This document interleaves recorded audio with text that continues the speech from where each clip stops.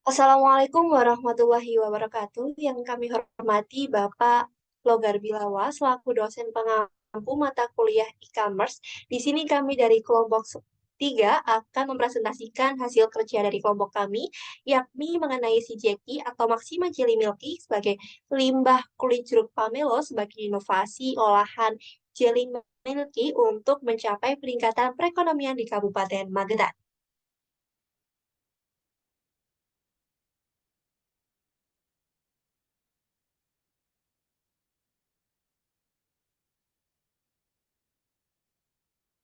Nah, sebelum kita memulai presentasi, ada pepatah mengatakan bahwa tak kenal maka tak sayang.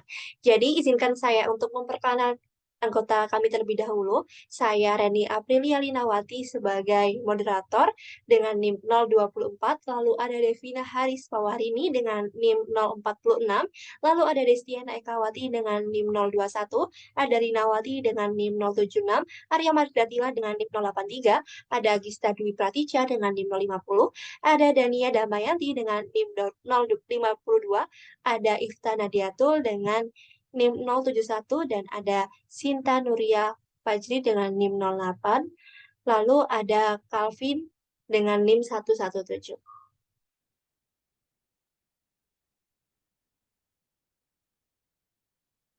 Nah, di sini kami akan membahas mengenai mengapa kami mengangkat si Jeki ini sebagai produk utama kami. Yang pertama, si Jeki itu terbuat dari limbah kulit jeruk pamelo yang masih belum dimanfaatkan secara optimal. Lalu, didukung dengan tingginya penyakit jantung dan kolesterol. Nah, untuk kandungan kulit jeruk pamelo ini terdapat kandungan vitamin C, lalu ada vitamin A juga yang sangat baik untuk kesehatan tubuh dan baik untuk penyakit jantung maupun merendahkan kolesterol. Lalu kita didukung dengan adanya Magetan ini sebagai tempat produksi jeruk pamelo terbesar di Indonesia, yang mana persebaran titik akses di Kabupaten Magetan itu memiliki lahan seluas 1.754 hektar di 4 wilayah kecamatan yang menjadi sentra produksi kulit jeruk pamelo. Lalu luas areal tanaman jeruk pamelo saat ini adalah 4.829 hektar dengan jumlah pohon 482.895 batang, lalu luas panennya sebesar 366.783 pohon atau sekitar 3.668 hektar, dan jumlah produksi sekitar 253.988 kuintal per tahunnya.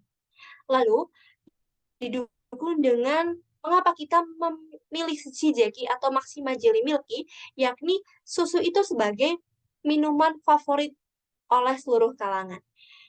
Jadi dengan minuman favorit seperti ini, si Jeki kami yakini mampu menggait potensi pasar dan segmentasi pasar secara luas, lalu juga didukung dengan agar-agar yang memiliki banyak khasiat bagi tubuh, yakni agar-agar itu mengandung serat yang sangat baik untuk mengatasi pencernaan kita. Dan kombinasi antara susu, agar-agar, dan kulit jeruk pamelo ini tentunya menjadi satu kesatuan kombinasi yang khas, yakni antara rasa asam, manis, dan mempunyai kandungan air yang cukup banyak. Nah, untuk selanjutnya saya akan menjelaskan mengenai deskripsi produk seperti pada layar yang tertera.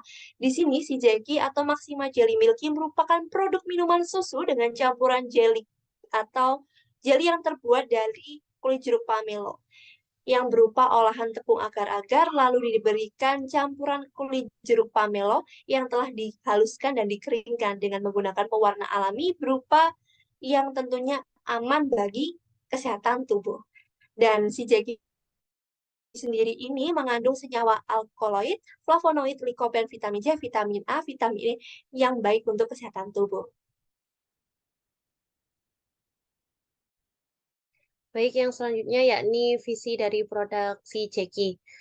Visinya yakni menjadikan produk minuman dari olahan susu, jelly, dan kulit jeruk pamelo sebagai produk yang memiliki daya saing yang tinggi, menjadi minuman yang memiliki banyak manfaat dan ramah lingkungan. Adapun visinya yakni yang pertama, mengutamakan kepuasan pelanggan untuk menciptakan loyalitas. Yang kedua, memiliki pangsa pasar yang luas. Yang ketiga, menjaga cita rasa yang khas. Yang keempat, konsisten menciptakan produk minuman yang berkualitas. Dan yang kelima, memberikan harga yang kompetitif dan pelayanan yang unggul.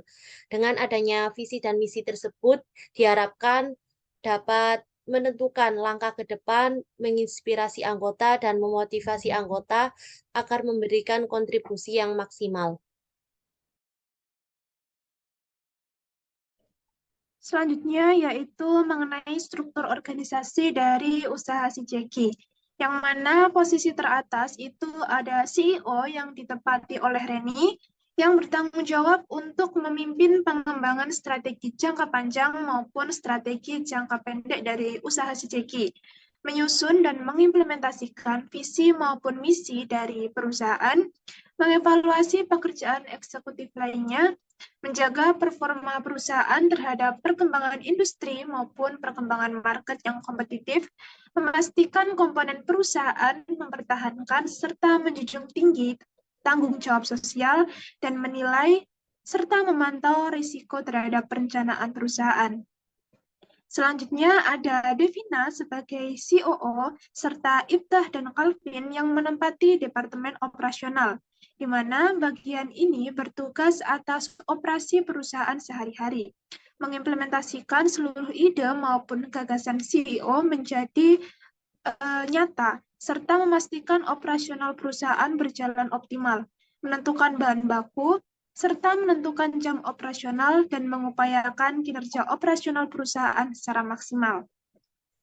Selanjutnya ada Sinta sebagai CTO, serta Rina yang menempati Departemen IT, yang mana bagian ini bertugas untuk mengawasi data-data dari perusahaan, keamanan, pemeliharaan, dan jaringan perusahaan, menerapkan strategi teknis dari perusahaan, mengelola teknologi perusahaan, membantu departemen menggunakan teknologi yang menguntungkan, menemukan, menganalisis, dan mengimplementasikan teknologi baru yang menghasilkan keunggulan yang kompetitif, serta mengkomunikasikan strategi teknologi kepada mitra dan investor.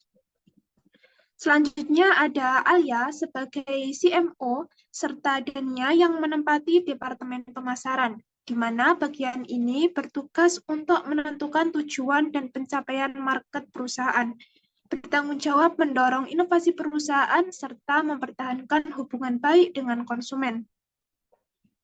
Yang terakhir ada Agista sebagai CFO, serta Desti yang menempati Departemen Keuangan, di mana bagian ini bertugas untuk memanajemen keuangan, efisiensi pengeluaran perusahaan, dan peningkatan pendapatan, memastikan perencanaan keuangan perusahaan, memantau arus kas perusahaan, serta menentukan kebijakan keuangan perusahaan yang sesuai dengan perusahaan dari si Jeki.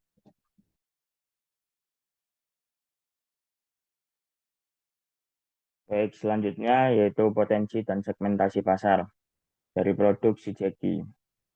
Untuk menganalisis kompetisi dan peluang pasar dari produk kami yaitu si Jeki, di sini kami menggunakan strategi STP, yang dimana strategi STP ini terdiri dari strategi segmenting, targeting, and positioning. Di mana strategi segmenting and targeting, di sini si Jeki memiliki target pasar, yaitu seluruh kalangan masyarakat khususnya di Indonesia, mulai dari anak-anak, remaja, dewasa, orang tua, karyawan, bahkan pelajar. Untuk strategi positioning yaitu di sini kami memosisikan produk kami yaitu si Jeki berdasarkan karakteristiknya. Yang dimana produk kami si Jeki yaitu sebuah jelly drink. Ini sangat berbeda dari jelly drink yang pada umumnya karena terbuat dari olahan kulit jeruk pamelo yang dicampur dengan bahan pendamping lainnya yang membuat rasanya nikmat dan mempunyai cita rasa yang sangat khas. Selain itu, si Jeki memiliki harga yang terjangkau, mutu yang terjamin, dan kualitas pelayanan yang ramah tamah. Pada usaha kami juga memiliki tagline, yaitu Jelly Milky ya si Jeki. Dengan harapan tagline ini dapat tertanam dan mudah diingat oleh konsumen kami khususnya di Indonesia.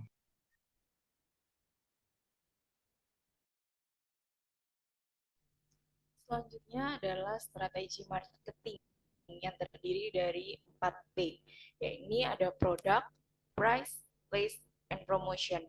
Untuk produk yang kami tawarkan di sini adalah si Jackie yang merupakan jelly drink dengan bahan dasar kulit jeruk pamelo yang disajikan dalam 3 varian rasa menarik, yakni vanilla, strawberry, dan coklat.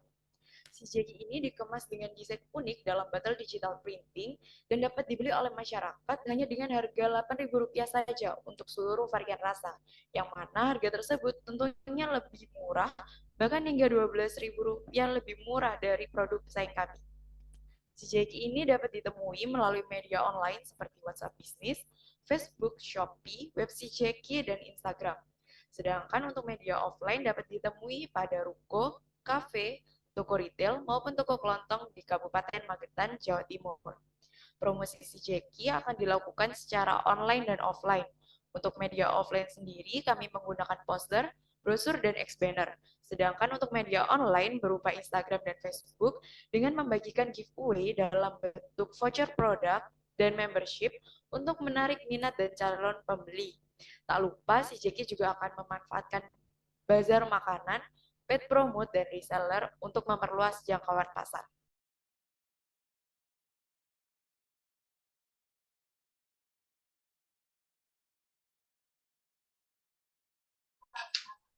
Di sini sudah ada flowchart dari Jackie sendiri. Flowchart ini dimulai dari membeli bahan-bahan yang akan dibuat untuk memproduksi Jackie, seperti kulit jeruk pamelo, susu UHT, dan bahan lainnya. Bahan-bahan tersebut didapat dari supplier. Lalu, bahan-bahan tersebut diolah dan diproses pembuatannya hingga produk Jackie atau maksimal jelly milky dengan 3 varian rasa, vanilla, strawberry, dan coklat tersebut jadi. Sebelum dipasarkan, Jackie harus melewati proses pengemasan. Jackie dikemas dalam kemasan 250 ml. Setelah dikemas, Jackie siap dipasarkan dengan harga Rp8.000. Jackie bisa dibeli atau dipesan melalui media sosial, marketplace, maupun kafe atau toko retail yang ada di Kabupaten Magetan.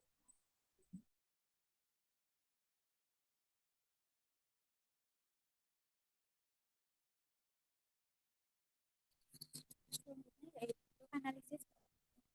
Nah, di sini biaya yang dipakai ada biaya bagi supply sebesar 1.600.000, biaya transportasi sebesar 100.000, biaya pemasaran sebesar 240.000, dan biaya lain-lainnya sebesar 340.000. Lalu biaya tersebut di total menghasilkan total biaya sebesar 2.350.000 dengan kapasitas produksi per bulannya 500 botol per siklus. Jadi untuk total biaya tersebut dibagi dengan kapasitas produksi per bulan menghasilkan harga produksi per bulannya sebesar 4.700. Perhitungan harga produksi ini bertujuan agar pelaku usaha dapat mengetahui jumlah biaya yang harus dikeluarkan saat proses dan menjadi pertimbangan dalam menentukan harga jual. Lalu untuk keuntungan dalam 1 bulannya dihitung dari biaya pemasukan dikurangi dengan biaya operasional menghasilkan laba 1 bulannya sebesar 1.990.000.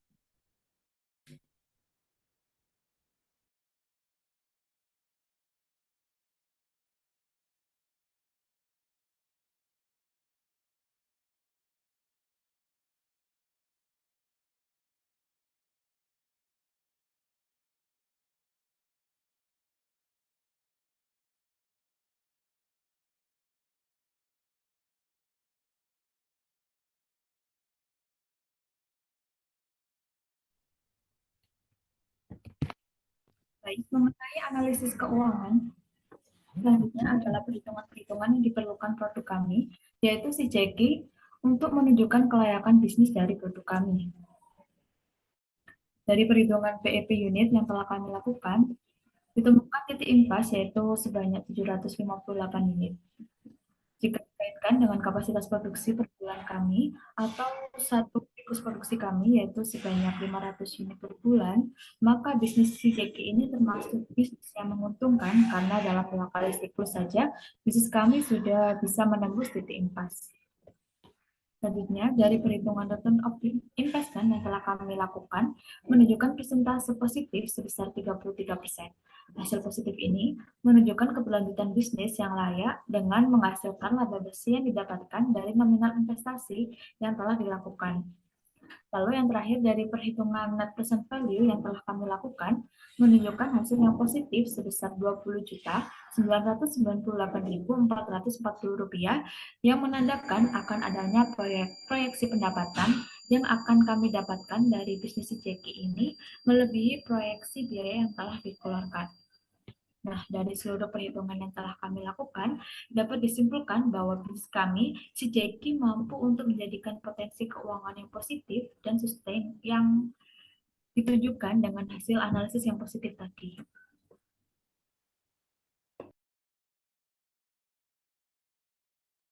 Di sini kami juga telah menganalisis analisis SWOT dari produksi CJK ini. Hasil dari analisis SWOT yang telah kami lakukan seperti yang tertera pada layar, di mana kekuatan dari produksi CJK sendiri yaitu tidak mengandung pengawet dan pemanis buatan dan terdapat kandungan vitamin yang melimpah, memiliki rasa yang unik khas jeruk pamelo, dan juga produk dari CJK ini masih belum ada di pasaran. Sedangkan kelemahan dari produksi JK sendiri yaitu produksi JK tidak mengandung pengawet, sehingga produksi JK ini tidak mempunyai masa simpan yang lama. Dan yang kedua, yaitu belum banyaknya masyarakat yang mengenal produksi JK ini. Peluang dari produksi JK ini yang pertama memiliki cita rasa tersendiri dibandingkan dengan produk lain, bahan baku yang mudah ditemukan, dan harga yang terjangkau, serta produk jelly drink banyak diminati oleh seluruh kalangan, sehingga kami menilai bahwa produksi JK ini juga mudah diterima di pasaran. Untuk ancaman dari produksi JK sendiri, yang pertama adanya kompetitor bisnis, yang kedua kondisi ekonomi pada saat ini berpengaruh buruk terhadap kelangsungan usaha, yang ketiga munculnya pesaing baru yang bisa meniru konsep bisnis si JK ini, yang keempat adanya produksi jenis minuman yang memiliki merek dagang lebih dikenal atau ternama.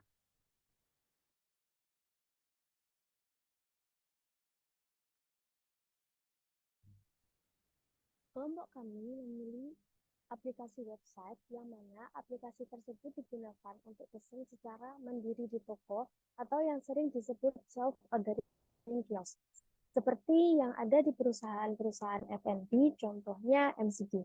Bedanya, aplikasi ini dapat diakses melalui support customer. Dengan adanya aplikasi ini, guna meminimalisir antrian panjang. Aplikasi ini kami bangun berdasarkan apa yang kami butuhkan, yaitu aplikasi yang mendukung berjalannya bisnis minuman kekinian CJK. Kami ingin aplikasi ini dapat memperlancar pemesanan minuman CJK. Berikut untuk step by step penggunaannya. Pada step 1, login, customer mengisi data diri, seperti username bisa diisi nama customer, dan password diisi dengan 123. Step 2, setelah customer login akan diarahkan ke daftar menu. Di sini customer akan mengetahui seputar dari produk tersebut, dari mulai nama produk, harga produk, ketersediaan produk, dan rasa produk. Untuk step 3, customer mengisi formulir order. Di sini customer mengisi sesuai apa yang dipesan, lalu akan muncul total harga secara otomatis ketika customer mengklik jenis minuman. Untuk step yang terakhir akan muncul kode QR pembayaran. Kode QR ini akan diserahkan ke kasir guna memproses pembayaran lebih lanjut.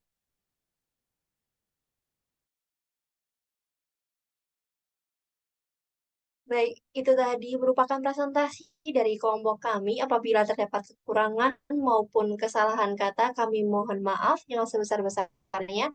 Kami pamit undur diri. Wabillahi taufiq wal hidayah. Wassalamualaikum warahmatullahi wabarakatuh.